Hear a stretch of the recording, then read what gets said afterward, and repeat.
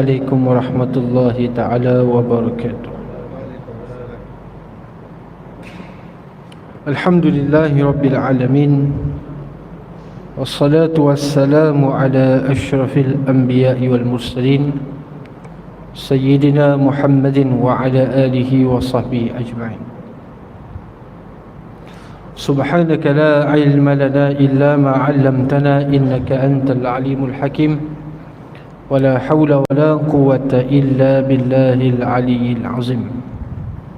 رب اشرح لي صدري ويسر لي أمري واحلل عقدة من لساني يفقه قولي. أما بعد. قال الله سبحانه وتعالى لقد نصركم الله في مواطن كثيرة ويوم حنين إذ أعجبتكم كثرتكم falam tughni ankum syai'a. Firman Allah Subhanahu wa taala, dan ini merupakan sambungan daripada kisah yang saya ceritakan yang lepas. Allah Subhanahu wa taala menyebutkan dalam At-Taubah, laqad nasarakumullahu fi mawatin katsirah. Allah Subhanahu wa taala telah memberikan kemenangan kepada kamu, yakni sahabat dan juga Nabi sallallahu alaihi wasallam. Yang mana dalam kita berinteraksi dengan Al-Quran, cara kita nak faham, kaedah umum yang selalu diutarakan oleh ulama tafsir adalah al-ibratu bi'umumil lafzi la bi khususis sabab. Baru Al-Quran itu dipanggil hidup apabila kita hanya fokus kepada kisah silam. Ayat ni turun sebab apa, ayat ni turun kisahnya apa, maka dia akan jadi buku sejarah, dia akan terhenti dekat situ. Maka ternafilah matlamat Al-Quran itu sebagai mau'izah, sebagai peringatan, sebagai panduan lil alamin. Ini kaedah, tak dapat tidak, al-ibratu bi umumil lafzi. Yang diguna pakai adalah ayat itu secara umum, boleh diaplikasi sepanjang zaman. Bukan ayat ini khusus untuk kisah yang telah pun berlaku. Kalau ikutkan sejarah ayat ini turun sebab Nabi SAW mengalami ataupun telah terjadi satu peristiwa pada tahun ke-8. Pada tahun ke-8 Hijrah, satu peristiwa besar adalah pembukaan Mekah, dipanggil Fatuhu Makkah. Ini sebenarnya cerita yang lepas, tapi tak habis, saya nak sambung sikit. Sebelum kita masuk kepada perbahasan kita bab jual beli hutang dengan hutang yang lebih bersifat agak teknikal, jadi sebelum tu santai dulu lah. Allah telah memenangkan Nabi dan juga sahabat yang menyertai peperangan dinamakan sebagai Hunain. Hunain ini adalah satu tempat yang terletak di antara Mekah dan juga Taif. Ini Mekah, ini Taif. Maka Hunain itu adalah lembah yang lebih dekat dengan Taif, lebih kurang 30 kilo daripada Taif. Jadi perang ini yang dinamakan sebagai Hunain mungkin jarang kita dengar, kurang popular. Tapi Allah rakamkan dalam At-Taubah ayat 20, 24, 25 lebih kurang apa yang berlaku, iaitu pada tahun ke-8. Ingat, dalam sejarah Islam akan menamakan tahun itu dengan peristiwa yang berlaku. Macam Nabi lahir pada tahun Gajah. Kenapa? Kerana peristiwa paling besar sepanjang tahun itu adalah rombongan daripada Yaman, tentera bergajah, maka dia dipanggil tahun Gajah. Maka tahun kewafatan Nabi dipanggil tahun perpisahan, begitu. Orang Arab dia akan namakan begitu. Tahun ke-8 dia panggil tahun pembukaan Mekah. Beza penggunaan term istilah dalam Islam ni dipanggil futuhat. Futuhat ini jamak ataupun kata plural. Kalau satu dia panggil fatuhun, kalau banyak dia panggil futuhat. Yang mana sebab itu Al-Fatih, Muhammad itu dipanggil sebagai Al-Fatih, berasal daripada perkataan fathun, iaitu pembuka. Kenapa dipanggil begitu? Kerana ini konsep Islam apabila sampai satu-satu tempat, satu-satu negara, Islam menguasai dengan mengambil tampuk pemerintahan. Pemerintahan itu diberikan kepada Islam. Maka yang mentadbir, yang menguruskan itu adalah Islam, tanpa menafikan hak penduduk asal, tanpa menafikan hak pribumi asal. Jangan ambil hak dia, jangan ambil hasil bumi dia. Kalau ambil pun dia berhak untuk dapat. Maka itu cara Islam memerintah. Zaman Rasulullah dan zaman sahabat, zaman Umar sampailah zaman Ali bin Abi Talib, begitu. Maka banyak berlaku futuhat, pembukaan kota-kota besar seperti Basrah, seperti Kufah, Mesir dan sebagainya, yang mana Islam cuma ambil alih cara pemerintahan. Awak nak masuk Islam, silakan. Awak tak nak masuk Islam, terpulang, serah kepada awak. Tapi awak kena bayar cukai. Itulah yang kita faham dalam ayat la ikraha fid din qad tabayyana rusydu minal ghayy. Ayat ini sebenarnya diaplikasikan kepada bukan Islam. Tidak ada paksaan untuk kamu, kan? La ikraha fid din, tidak ada paksaan dalam agama dengan makna saya nak paksa orang bukan Islam perlu Islam. Itu tak boleh. Tapi yang heran, orang Islam pergi pakai ayat ni. Orang Islam dia pergi pakai ayat ni dengan maksud apa dia? Dia anggap kita memaksa dia. Memang kena paksa pun. Kalau orang tak solat, kita tegur, kita nasihat. Orang begitu, kita nasihat. Tiba-tiba dia kata tidak ada paksaan dalam agama. Awak salah apply ayat. Ayat tu sebenarnya konteksnya untuk orang bukan Islam. Awak dah Islam, maka tak boleh awak pakai ayat tu. Kerana itu ayat untuk orang Islam. Untuk Islam memang ada paksaan. Sebab tu dipanggil sebagai mukallaf. Mukallaf ni yang kena paksa sembahyang, puasa, haji, zakat daripada Allah Subhanahu Wa Taala. Itu panggil hukum. Jadi bila berlaku pembukaan kota Mekah, ini banyak kali saya sebut lah, bila guna kata membuka, jangan menafikan hak. Berbeza dengan menjajah. Menjajah lain. Menjajah ni masuk negara orang, buat macam tanah sendiri. Itu dipanggil penjajah. Sehingga menafikan hak penduduk asal. Ambil hak dia, ambil hasil bumi dia, kemudian dia tak dapat apa. British datang ke tanah Melayu, ambil hasil bumi, orang Melayu makan ubi kayu juga. Orang Melayu susah juga. Ambil biji, ambil apa, yang kaya dia. Jadi orang Melayu dinafikan hak. Itu baru layak dipanggil sebagai penjajah. Jadi Islam tidak menggunakan kata penjajah. Sebenarnya dalam bahasa Arab, kata penjajah ini dipanggil istikmar. Tapi orang Arab sendiri tak setuju dengan perkataan istikmar. Kerana istikmar ini adalah mengimarahkan. Nampak lembut kan? Jadi takkanlah sesuai kata ni diberikan kepada penjajah. Sebab tu kamus Arab pun dia nak rombak balik perkataan istikmar, sebab tak sesuai. Istikmar ini dengan maksud mengimarahkan. Seperti mana yang Allah Subhanahu Wa Taala sebut, innama ya'muru masajidallah, ataupun masjidallah man amana billah. Dalam At-Taubah menggunakan perkataan ya'muru, mengimarahkan, menghidupkan, memeriahkan. Jadi takkanlah orang putih datang ini menghidupkan tempat kita. Ingat orang Melayu tak erti. Baik, bila berlaku pembukaan kota Mekah, yang masuk Islam lah. Yang tak masuk Islam ni dia keluar daripada Mekah. Sebab apa?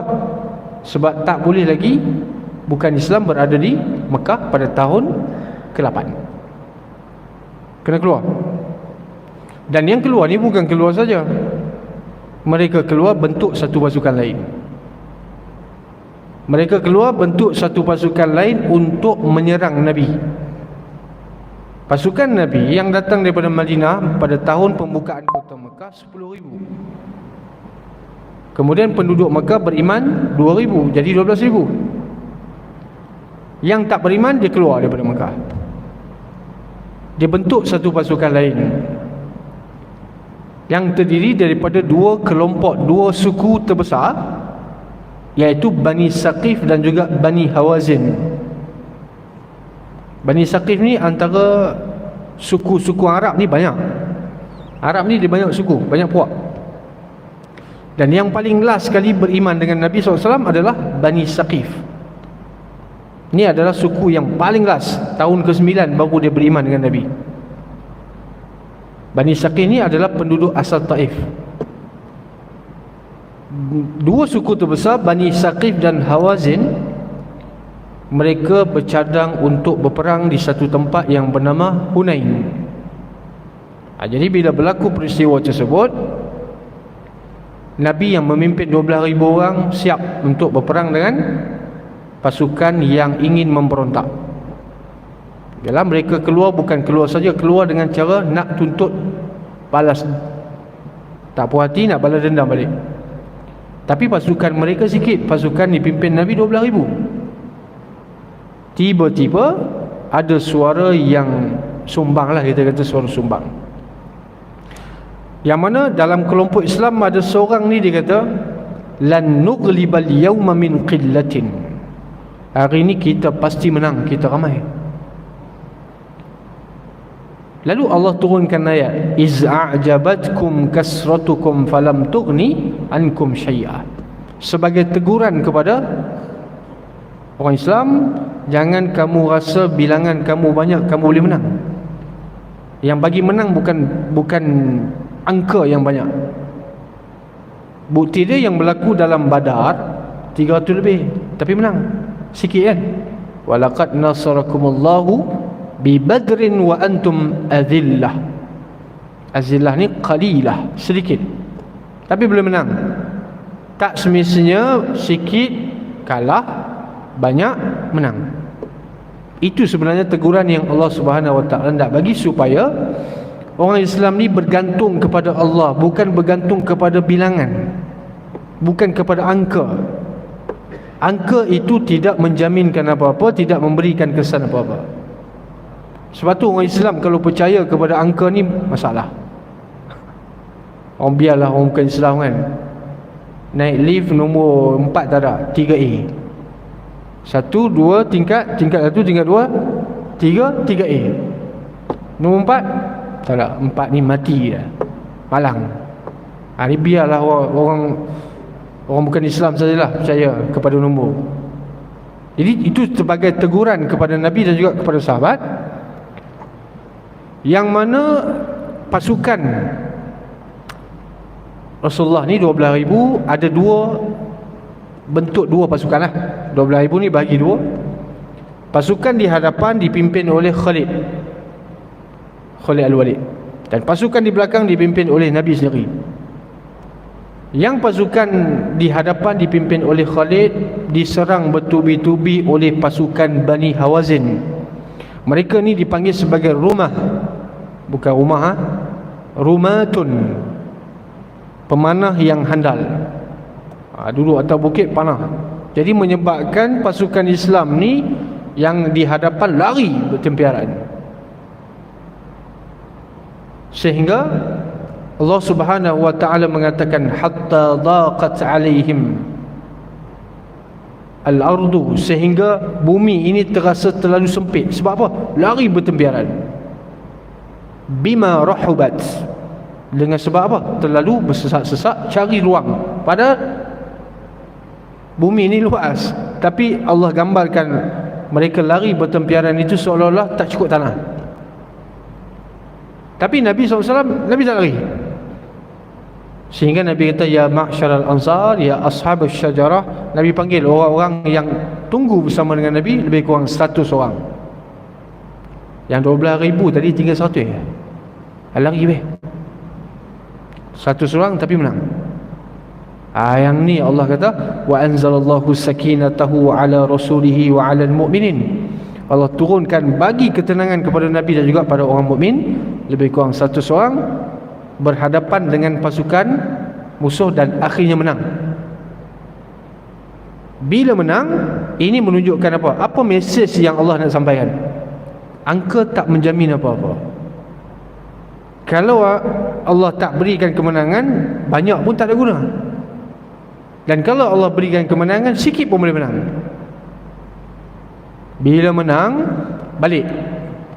Sampailah satu tempat nama dia Ji'ranah. Ji'ranah ni miqat. Miqat yang hampir dengan Mekah ni Tan'aim, Ji'ranah, Hudaybiyah. Miqat Mekah ni. Sampai di Ji'ranah, Nabi bahagikan ghanimah. Oh, seronok lah.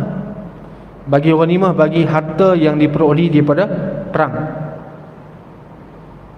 Ibnu Mas'ud meriwayatkan satu hadis dalam Muslim. Fa'ata Rasulullah SAW, Nabi berikan kepada Uyainah bin Husain mi'atan minal ibil. Seorang ni Nabi bagi 100 ekor unta. Seorang dapat 100 ekor unta. Yang kedua, nama dia Aqra', dia juga dapat 100 ekor unta. Nabi beri kepada bangsawan Quraisy seorang 100 ekor unta. Faqama rajulun minal ansar, ada seorang lelaki orang Ansar. Dia bangun. Dia bangun ni setelah Nabi baliklah. Setelah selesai, dia bangun menzahirkan tak puas hati. Selalunya orang yang tak puas hati, yang protes ni dapat banyak ke dapat sikit? Dia dapat sikit, dia protes. Kau dapat banyak, senyap lah kan? Adakah orang dapat banyak, ni tak adil ni, kenapa saya dapat banyak? Selalu yang protes ni yang dapat sikit. Dia memang dapat sikit. Dia kata, wallahi ma'udila fiha, inna hazal qismah ma'udila fiha. Pembahagian ini nampak macam tak telus. Eloklah Nabi dah balik dah, dia cakap begitu. Kemudian Ibnu Mas'ud dengar. Dia kata, wallahi la akhbiranna Rasulullah sallallahu alaihi wasallam. Saya akan laporkan perkara ni kepada Nabi. Bila dia pergi jumpa Nabi, bagi tahu, ceritanya ada orang tak puas hati, dia dapat sikit. Nabi terus bangun. Nabi kata, wallahi faman ya'dilu in lam ya'dilillah wa rasulih. Faman a'dilu, siapa yang lebih adil, in lam ya'dilillah wa rasulih, kalau Allah dan Rasul tidak berlaku adil. Siapa yang lebih adil daripada Allah dan Rasul? Mana ada? Allah Subhanahu wa ta'ala bersifat adil dan Allah suruh melakukan keadilan. Nama Allah apa dia? Al-Qasitu. Al-Qasitu dengan mana Al-Adilu. Dalam Asma'ul Husna kita baca Al-Qasit, wallahu yuhibbul muqsitin, wallahu yuhibbul adilin. Qasid dengan mana yang adil. Allah menyuruh melakukan innallaha ya'murukum bil adli wal ihsan. Allah suruh berlaku adil dan Allah adil. Dan Nabi juga adalah yang paling telus, adil. Jadi Nabi marah. Nabi kata, siapa yang lebih adil kalau bukan aku? Sehingga Ibnu Mas'ud menggambarkan wajah Nabi ni berubah. Tukar muka jadi merah. Sebab Nabi pun memang dah, kulit pun memang dah merah dah, putih kemerahan. Dia panggil asmarul laun. Asmar ni Bahasa Arab asmar ini bermaksud putih merah. Itu makna dia. Kemudian Nabi kata apa? Yarhamullah Musa, Allah merahmati Musa alaihi salam ketika mana dia disakiti oleh kaum dia, dia sabar. Kenapa tiba-tiba Nabi boleh ungkit pula? Ini dah tahun ke-8 Hijrah. Sebab apa Nabi boleh kaitkan dengan Nabi Musa? Nabi Musa diuji oleh kaum dia. Macam mana Nabi Musa diuji dengan kaum dia? Nabi Musa apabila merentasi laut, Nabi Musa bawa kaum dia menyeberangi Laut Merah. Jalan-jalan-jalan, tiba-tiba ada satu kaum ya'kufuna ala asnamin lahum, yang mana pengikut Nabi Musa ni nampak satu kaum ni ya'kufuna ala asnamin, beribadat menyembah patung. Jadi apa yang mereka kata kepada Musa AS? Qalu ya Musa ja'al lana ilahan kama lahum aliha. Wahai Musa, tolong binakan kami satu patung macam ni, nak juga. Sabar je lah seolah-olah macam ni, saya bawa awak selamat daripada Fir'aun, menyeberangi laut, ajak awak beriman kepada Allah, saya hidup lagi, tiba-tiba awak suruh saya buat patung untuk awak sembah.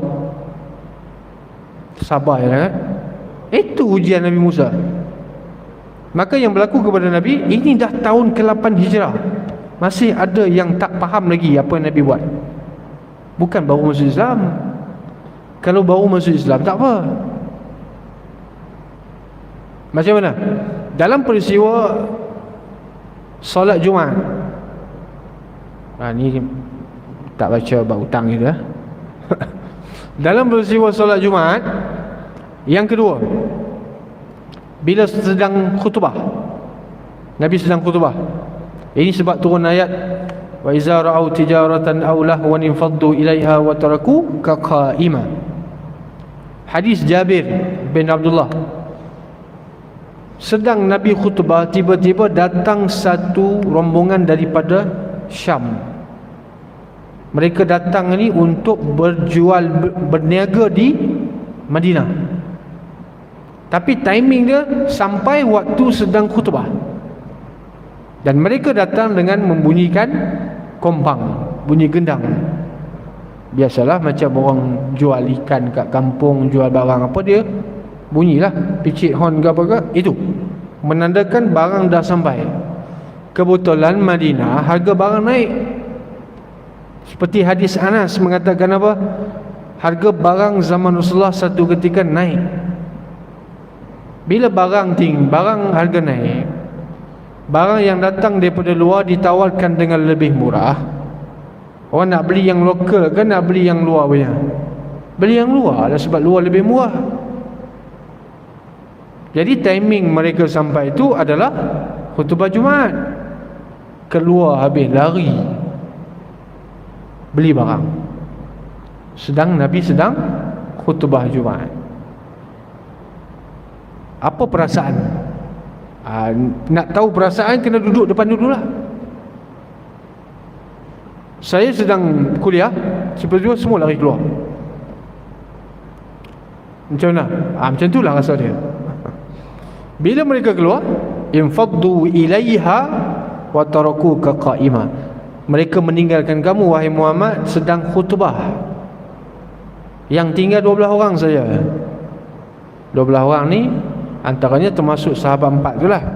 Yang lain semua keluar. Nabi marah tak? Nabi tak marah. Sebab ini baru permulaan Jumaat. Baru 2 kali buat solat Jumaat dalam Islam. Maksudnya masih lagi baru. Qul ma 'indallahi khairum minal lahwi wa minat tijarah. Allah turun ayat suruh bagi tahu mereka duduk dengan khutbah tu lagi bagus. Kalau kamu duduk dengan khutbah, tak mati dengan sebab tak makan. Wallahu khairur raziqin. Allah yang bagi rezeki, bukan orang lain. Jadi kalau kamu duduk dengar khutbah ini lebih bagus. Tak apalah diberikan kemaafan sebab masih lagi Baru. Tapi kita dah Islam berapa puluh tahun dah. Khutbah Jumaat pun duk sembang lagi.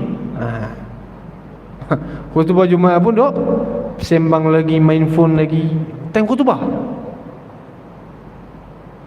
masih lagi tak mengambil iktibar. Jadi Nabi terasa hati. Ini dah tahun ke-8 Hijrah, masih lagi ada orang petikai. Siapa dia? Ansar. Tapi orang Ansar ni Nabi puji. Dalam satu ketika Nabi kumpulkan orang Ansar. Sebab apa? Ada satu kes Nabi bagi semua harta ghanimah kepada orang Muhajirin. Sama-sama pergi perang. Orang Mekah, orang Madinah, Muhajirin, Ansar sama-sama pergi perang, patutnya dapat habuan itu sama banyak lah. Tapi Nabi bagi kepada penduduk Mekah semua. Orang Madinah satu sen pun tak dapat. Tuan Haji terasa tak? Terasa. Kalau saya berjuang bersama-sama, tiba-tiba saya tak dapat apa. Orang ni dapat kambing, dapat unta, dapat harta sekian-sekian.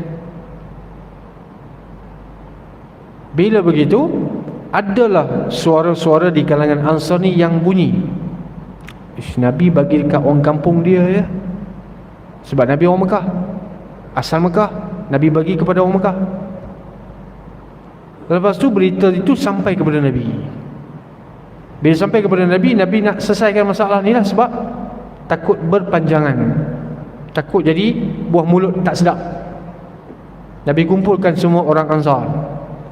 Saya nak berjumpa dengan Ansar sahaja, eksklusif. Orang Mekah jangan masuk campur. Bila jumpa dengan Ansar, Nabi tanya, wahai orang Ansar, betul ke aku dengar ada yang kamu tak puas hati sebab tak dapat? Lepas tu ketua Ansar nama dia Sa'ad bin Ubadah. Sa'ad bin Ubadah ni dia ganti Sa'ad bin Mu'az.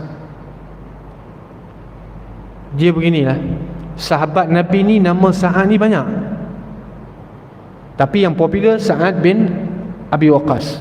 Ni popular kan?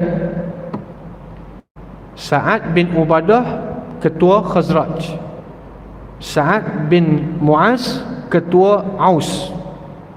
Dua ni nama Sa'ad.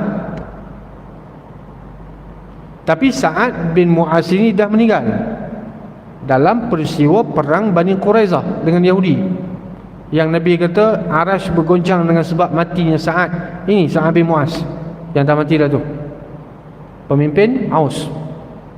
Secara tak langsung dia pemimpin Ansar. Bila Sa'ad bin Mu'az ni meninggal, Sa'ad bin Ubadah ni ganti.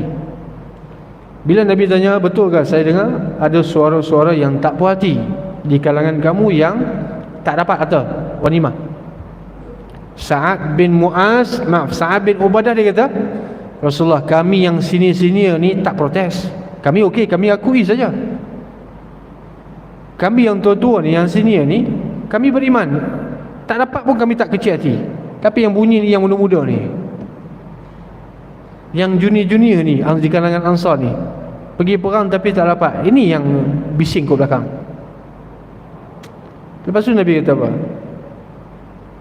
Ansar, kamu ni adalah pemberi. Ansar ni penolong, pembantu. Kamu telah bantu aku waktu datang Madinah, Nabi selai sepinggang kan? Orang Mekah selai sepinggang. Apa hikmah Nabi bagi? Sebab mereka datang tak bawa apa.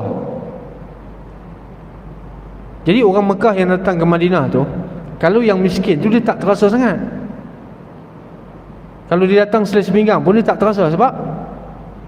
Sebab dulu di Mekah pun dia tak ada apa. Tapi yang terasa adalah orang kaya. Abdurrahman bin Auf, dia terasa sebab dia kaya, dia tinggal semua benda. Sampai di Madinah, ada sahabat di Madinah yang bagi modal kat dia, nama Sa'ad juga. Ini berapa Sa'ad lah. Ini Sa'ad bin Rabi'. Ini orang lain pula, Sa'ad bin Rabi' yang mati dalam Uhud, perang Uhud. Sa'ad bin Rabi' ni pun kisah dia menarik juga. Habis macam tu sih. Sa'ad bin Rabi' Sa'ad bin Rabi' ni dia kena cedera parah dalam perang Uhud. Bila orang tanya dia, Sa'ad, kamu okey ke? Jangan kira saya, pergi tengok Nabi, pergi jaga Nabi, kawal Nabi. Kalau dia nak mati dah ni, Sa'ad bin Rabi' ni, orang kaya Madinah. Tapi dia tak fikir diri dia. Dia kata apa? Pergi jaga Nabi. Kalau Nabi mati hari ni, kamu jangan hidup semua. Aduh, kamu tidak ada alasan untuk hidup jika Rasulullah meninggal hari ini pada peristiwa perang Uhud. Ini Sa'ad bin Rabi' yang mati dalam Uhud ni, dialah yang bagi modal kepada Abdul Rahman bin Auf, sebab dia tahu Abdul Rahman bin Auf ni orang yang paling terasa sekali, terkesan, sebab dia orang kaya, dia tinggal semua benda, bagi 50% harta dia kepada Abdul Rahman bin Auf. Isteri dia pun dia bagi, bini pun dia bagi. Dia kahwin dua, dia cerai seorang, habis dah kahwin. Dan Ibnu Auf ni, dia meniaga tak sampai 1 tahun, dia beli kebanyakan pasar-pasar di Madinah. Abdul Rahman bin Auf, orang bijak, orang pandai meniaga. Baik, kemudian yang protes tu adalah junior di kalangan Ansar. Tak puas hati lah, sebab apa tak dapat. Rupanya Nabi nak ajar orang Madinah, orang Mekah datang tak bawa apa, jadi sepatutnya bagilah kat dia, sebab dia ni selai pinggang. Dan Nabi kata kepada Ansar, kalau kamu nak ungkit apa yang kamu berikan kepada aku, silakan, tak ada masalah, aku tak marah, sebab memang sepatutnya kamu ungkit. Nabi bagi peluang kepada Ansar untuk luah perasaan, tak puas hati ke apa, nak ungkit balik apa yang mereka beri kepada Nabi, silakan. Menangis Ansar, minta maaf Rasulullah, minta kami silap cakap, kami tak cerita lagi bab ni. Rupanya Nabi nak ajar apa dia? Ansar ini adalah pemberi, maka jangan downgrade diri kamu sebagai penerima. Allah puji orang Madinah sebab mereka ni, Allah puji dengan geran apa? Al-Ansar. Ansar ini Allah Subhanahu Wa Ta'ala apa? Memberikan title dia tu Ansar. Itu yang bagi dalam At-Taubah. Walladzina tabauhum bi ihsanin radhiyallahu anhum wa radu an wa a'adda lahum jannatin tajri min tahtiha al-anhar.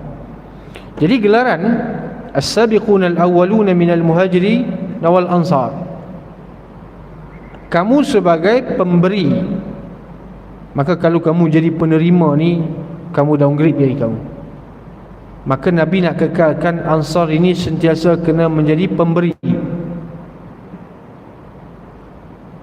jangan jadi penerima. Maka keluarlah hadis Nabi kata apa? Yadul ulya khairum minal yadis sufla. Tangan di atas lebih baik daripada tangan yang di bawah. Itu kiasan kepada yang memberi lebih mulia ke yang menerima lebih mulia? Yang memberi. Maka Ansar ni sentiasa duduk di atas, jangan kamu downgrade jadi penerima. Oh, betul juga. Jadi Ansar tak apa. Ansar kata tak apa. Sebab itu muncul banyak hadis yang Nabi cerita apa? Sahabat cerita Ansar ni, biar dia tak makan, janji orang lain makan. Allahu Akbar, Allah. Orang minta kat saya RM50, ambil 50. Awak tak makan kan? Tak apa, yang penting awak makan. Wa yu'thiruna ala anfusihim walau kana bihim khasasah. Ithar. Ithar ni mengutamakan orang lain. Orang lain perlu makan, saya tak makan, tak apa. Itu sikap Ansar. Sebab tu Nabi puji Ansar. Bahkan Nabi kata apa? Ana minhum wa hum minni. Aku termasuk di kalangan Ansar, dan Ansar telah bawa aku pulang. Iaitu dengan maksud orang Mekah dapat unta, dapat kambing, tapi orang Madinah dapat Rasulullah. Orang Madinah dapat Nabi. Jadi Nabi tanya kepada Ansar, kamu nak kambing ke kamu nak aku? Asalnya menangis Ansar. Ini menunjukkan bahawa cara Nabi berfikir unik. Cara Nabi berfikir luar biasa. Kalau kita fikir patut bagi sama banyak lah, betul kan? Ini juga berjuang, ini juga berjuang. Dan kalau kita fikir juga dalam pembahagian pustaka, bagi sama banyaklah lelaki perempuan.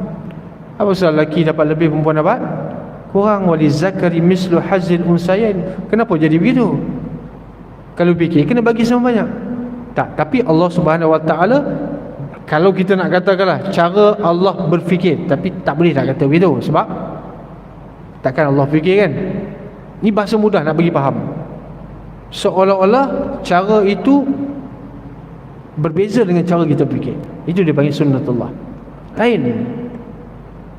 Sebab orang lelaki ni, bila dia kahwin, dia kena jadi pemberi nafkah. Nampak? Jadi kena jadi apa? Pemberi nafkah. Orang perempuan bila dia kahwin, dia menerima nafkah. Itu logik kenapa orang lelaki dapat lebih sedikit daripada orang perempuan. Sebab tu Nabi marah bila orang petikai kata Nabi tidak berlaku adil. Sebab keadilan yang sebenar adalah bukan bahagi sama banyak, semata-mata sama banyak. Baik, ada lagi masa kan? Alamak, tak habis juga. Saya nak cerita bab bai'ul kalib bil kalib. Okey, sedikit berkenaan dengan hutang. Nabi SAW juga pernah berhutang. Dan hutang ini adalah perkara yang tak dapat dielakkan. Yang nama dia manusia, dia akan berhutang. Bukan dengan sebab berhutang tu dia jadi hina, bukan dengan sebab tak berhutang tu dia jadi mulia. Saya tak pernah hutang, awak jadi mulia? Tak. Saya pernah berhutang, awak hina? Tak. Nabi SAW nak dapatkan, riwayat mengatakan gandum, ada riwayat lain mengatakan kurma daripada Yahudi. Nabi terpaksa menggadaikan pakaian perang kepada Yahudi hanya untuk mendapatkan apa? Makanan. Dan sehingga Nabi wafat masih lagi tak dapat tebus. Ini konsep dipanggil ar-rahnu, gadai. Kena jadikan benda itu sebagai perantaraan. Wasiqah dipanggil pakaian perang. Jadi itu menunjukkan bahawa bermuamalah, berurusan dengan orang bukan Islam tak ada masalah. Tapi kena jaga syarat dia, kena jaga halal haram dia. Kalau orang bukan Islam, dia tak ada istilah halal haram, dia nak kira apa. Tapi kita ni terikat dengan hukum. Bila terikat dengan hukum, kita ada jual beli yang dibenarkan, jual beli yang tak dibenarkan. Kerana kita terikat dengan haram dan halal. Ada satu orang bukan Islam, dia kira apa? Dia janji untung dia. Kalau dia tak menipu, dia bukan Islam. Kalau dia tak menipu, macam inilah satu kaum ni tak sah kalau tak menipu, mesti kena tipu. Kita tak menipu. Nabi SAW tidak mengaku sebagai laisa minna man, bukanlah di kalangan kami dalam bab itu. Mereka yang mengamalkan apa? Gharar, tipu daya dalam bab muamalat. Jadi hutang ni tidak menyebabkan orang mulia, dan tidak berhutang tidak akan menyebabkan orang mulia. Berhutang tidak akan menyebabkan orang tu tidak menjadi mulia. Begitulah maksud dia. Baik, wallahu subhanahu wa ta'ala a'lam. Bismillahirrahmanirrahim. Allahumma atina rahmatan min 'indik wa 'allimna min ladunka 'ilma. Rabbana atina fid dunya hasanah fil akhirati hasanah wa qina adzaban nar. Sallallahu alaihi wa sallam. Alhamdulillahirabbil alamin.